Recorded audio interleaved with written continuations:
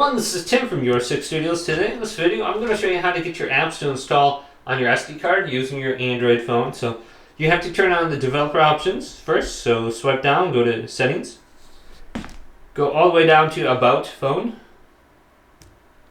and then go to where it says software information. Go to build number and tap this 5 times. Then this should turn on the developer mode. We can back out. Go all the way down, and it's located under About Phone. You can see it's right here now. Just go to search and search for standby apps, or just standby. And it might pop up once you start typing this in, standby. And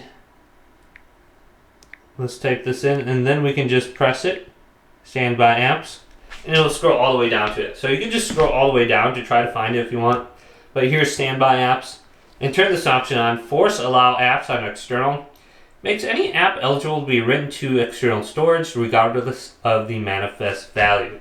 So you can delete your old apps and re-download them, and then they will download to your external and install on there. So your SD card.